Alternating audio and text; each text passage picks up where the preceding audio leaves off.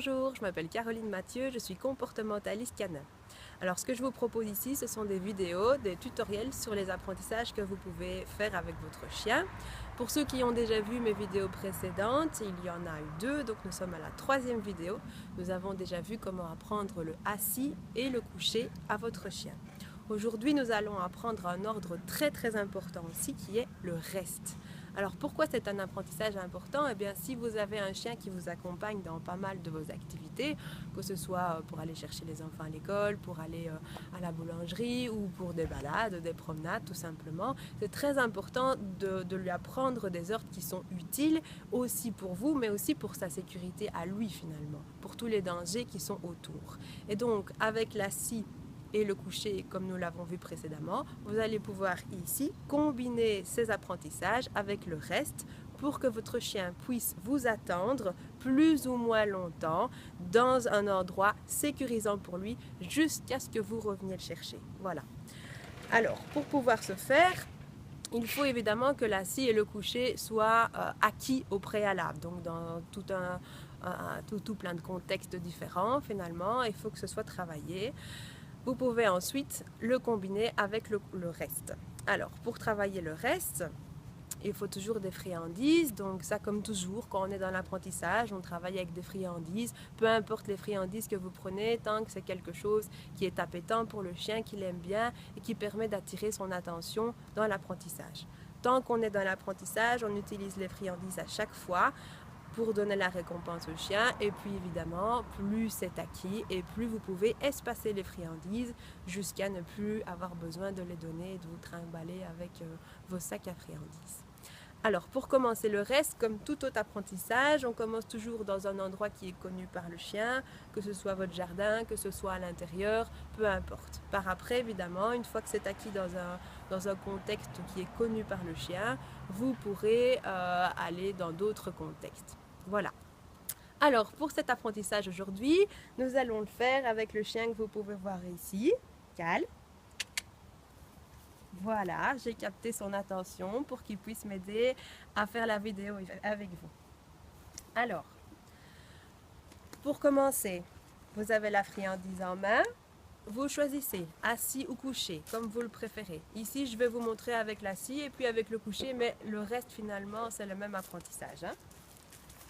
Bien calme. Assis. Très bien. Alors, vous mettez votre chien à l'assis et puis vous le récompensez pour l'assis. Je ne lui donne pas une friandise parce qu'ici c'est un ordre connu, mais c'est quand même important de récompenser à chaque fois qu'il a fait un ordre que vous lui demandez de faire. Ensuite, je vais lui demander de rester. Donc, il est assis. Vous allez garder... Non, non. On recommence. Voilà, ici. Reviens, calme. Ici. Assis. Et vous allez faire tout doucement. Reste, reste. Reste, très bien. Bravo. Vous allez vraiment, de façon tout doucement et de façon presque robotique, faire un pas en arrière. Reste, reste, reste, reste, reste. Très bien. Très bien. Bravo. Donc tout doucement, ça va dépendre de votre chien. Si vous avez un chien qui, dès que vous faites un pas, se lève déjà, c'est que vous avez déjà été trop loin. Donc peu à peu, au fur et à mesure de l'apprentissage, on va faire de plus en plus de pas jusqu'à ce que le chien ait vraiment bien compris l'ordre reste. Au début de l'apprentissage, c'est vraiment important de ne pas aller trop vite. Vous avez le chien, il est toujours à la scie, vous avez la friandise et vous répétez l'ordre reste. L'ordre reste est un ordre qui reste actif. Donc vous pouvez le répéter pendant que le chien reste. Reste, reste, reste, reste. Très bien. Ici, le reste est connu, évidemment. Maintenant, si vous avez votre chien, vous faites comme ça, reste, reste, et votre chien se lève, vous allez tout de suite faire non, et vous revenez, et vous lui donnez la friandise quand il est de nouveau à la scie. Ok? Donc le but, c'est d'anticiper, c'est à vous d'anticiper. Quand le chien commence à ne plus rester, c'est que vous avez été un peu trop loin, vous revenez vers lui. Et si vous voyez qu'il se lève, vous dites un grand non, évidemment, pour qu'il soit sidéré et qu'il ne vienne pas vers vous. Ok? un maximum de répétitions évidemment pour pouvoir apprendre le reste. Hein. On recommence, donc ici je vais faire plusieurs pas. Calme, tu restes, reste, reste, reste, reste, reste, très bien, super. Au fur et à mesure que le chien connaît le reste, vous n'êtes plus non plus obligé de dire reste, reste, reste, reste. Vous pouvez également mettre plus de temps entre l'ordre reste, voire même le dire une seule fois, et puis le chien a compris qu'il doit rester tant que vous ne lui avez pas dit de venir. Je vous montre ce que ça donne une fois que l'apprentissage est bien acquis. Calme, reste, tu restes.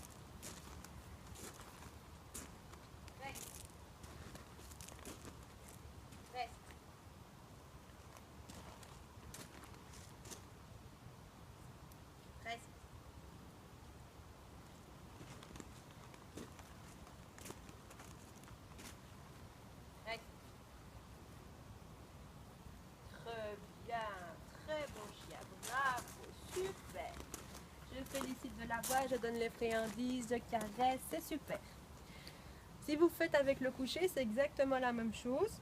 Le coucher, ça permet de dire au chien qu'il va devoir attendre un petit peu plus longtemps qu'avec l'assis. Il y a le coucher. Très bien. Je félicite pour le coucher. Tu restes. Reste.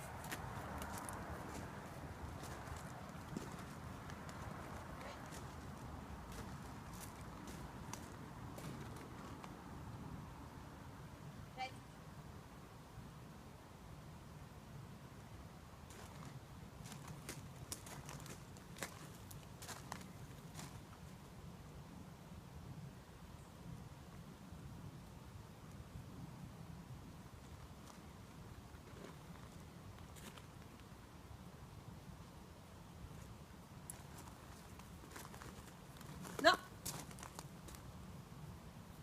Coucher. Coucher. Reste. Très bien, vous avez pu voir. Donc un non le plus rapide possible. Vous remettez au chien. Au coucher, vous lui dites de rester.